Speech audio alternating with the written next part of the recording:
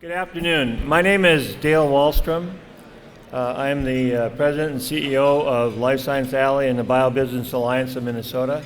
I have two tasks to accomplish, three. First one is to thank you for being here and to thank IBF especially for the phenomenal role that they play in helping in leading this activity to get this Congress together. So they're a great partner. We enjoy every minute we have of working with the IBF organization. The second, my biggest pleasure is to be able to announce our keynote. But before I do announce our keynote, I am going to take a few minutes and give you an update. It's called a regional update. I'm going to walk through and introduce a few things that are happening in our community and why we in our region care so much about what's going on in the MedTech industry. So I'll just start by saying that showing you, maybe I will. Need a little help here. Start advancing. Oh, here we go. All right.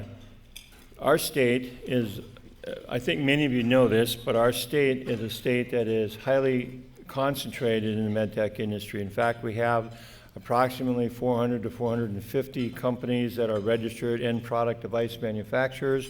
But if you add to that the number of support services companies, component supply companies, all those, we are somewhere north of 3,000 organizations that employ somewhere between 250,000 and 300,000 people in our region here. So it's a very important industry to us.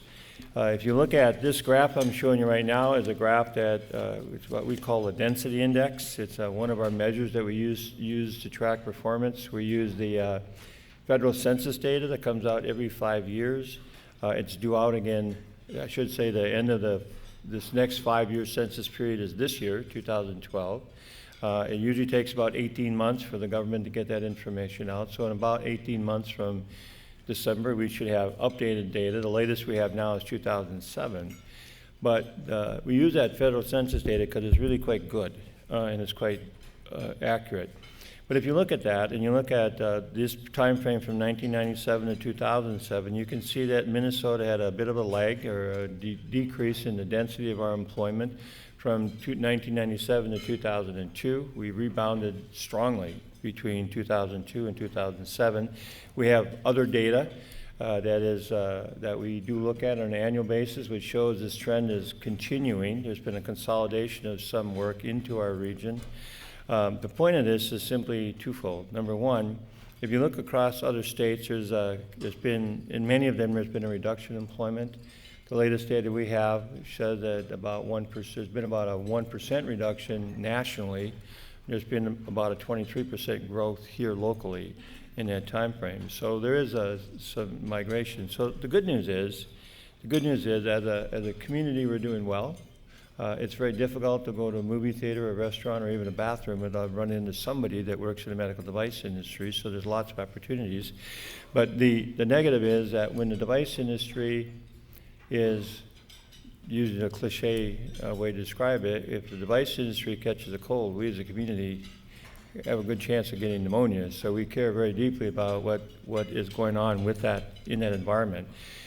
So what we've done, we have our chairman of our board, Steve Mertens, who is in the audience, I believe, from Boston Scientific, for LifeScience Alley, and the chairman of the board of the BioBusiness Alliance, who at the time was Alex Cirillo from 3M, and the board members, and there are many of them in the audience, got their heads together and said, we need to become very proactive in trying to make sure that we're doing all that we can to try to turn this around and be as helpful as we can in growing and keeping this industry strong. We consolidate our visions, consolidate our missions, and we formed a strategic partnership between these two organizations about 18 months ago. And the way we function is as follows. We have the BioBusiness Alliance as an organization that focuses heavily on company formation, cluster formation, that type of thing. And LifeScience Alley is the largest membership organization at the regional level in the United States, and frankly, we believe the world, but we're not sure, with about just under 700 members right now that are part of our org, representing about 250,000 people. We adopted two strategic directions. One is we have adopted what we call a full spectrum service model. So we service everything from early stage start to helping to reinvent industries where they need to be.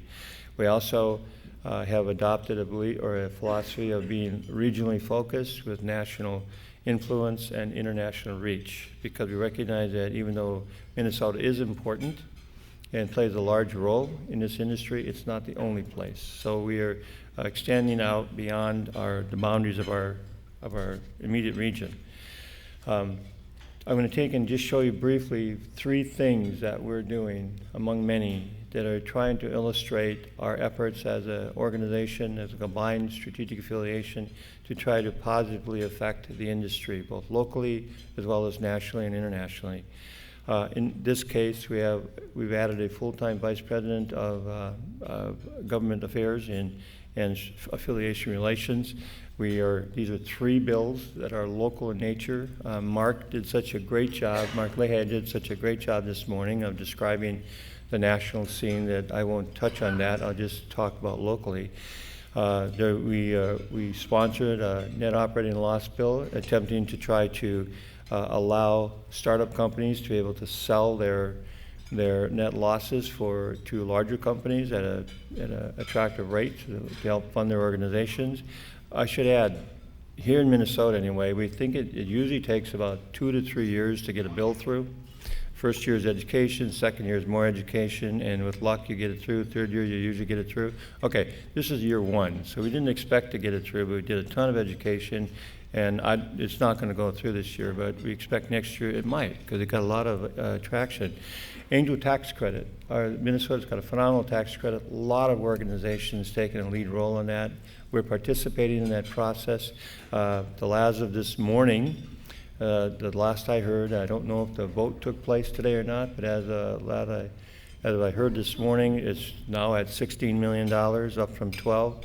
We're hoping we could get it to 25 million, something like that, but 16 was better than 12.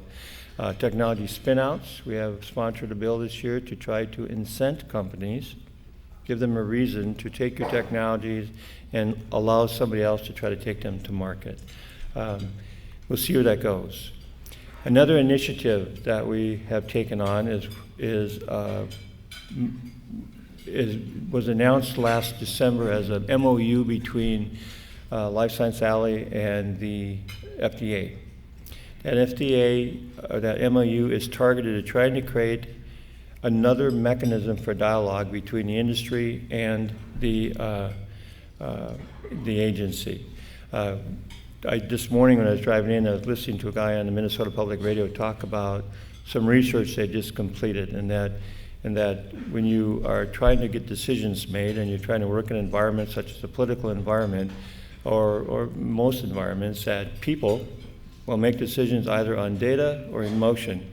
And if you get to the point where you're dealing with emotion always wins in making that decision. There's a lot of emotion right now in the regulatory environment in the United States. So this effort fundamentally is trying to move towards the creation of data and get data back into the decision-making process. The regulatory science strategy, I'm not going to go into. You can go to the website of the FDA and read that, but it really is their underpinnings of their new strategy for moving forward for design, approval, and submission. What we're doing is working with them to try to create a different dynamic to allow the scientists that work in the Office of Science and Engineering laboratories to be able to spend about half their time influencing the Office of Device and Engineering, or ODE and OIVD, where our companies do battle most of the time, by introducing a public-private partnership at this level that will create a safe place where the FDA, science and engineering people, academia, and the private sector can go and work on common problems together. Once they come to agreement on those problems and those solutions, then they would in turn then OSAL would inform ODE and help to improve that process. Believe it or not, their goals are the same as ours, which is to try to decrease costs, decrease timeline, improve safety. So we're optimistic, hopeful, and how that's progressing, but a long way to go. The last thing I want to mention in this regard is an initiative that we are officially kicking off today, actually. I mean, this is the first really big group that we're announcing this to, is the creation of a business resource network. This is an effort to try to create a better environment for startup companies and technology commercialization. For the sake of time, there's no way I can go through this, but if you're interested in either selling technology, buying technology, or mentoring people, students, MDs, PhDs, postdoc type people who are doing business assessment and development in this area, out at the LifeScience Alley booth, there's a brochure and a packet there that can tell you how to get involved. And the only thing I would add is to say that we are looking for buyers, sellers, and mentors. And there's many opportunities there for you to get involved, so we would welcome that opportunity. I can't leave this topic, though, without saying this has been 4 years in development. There's been a lot of money and effort gone into it. We've beta tested the whole thing. It works very well. And the companies I'm just putting up here have played a major role. They have not only participated funds to help develop it, they've also are doing something even more important. They're contributing their expertise and their skill sets to help develop new companies and commercialize new technologies.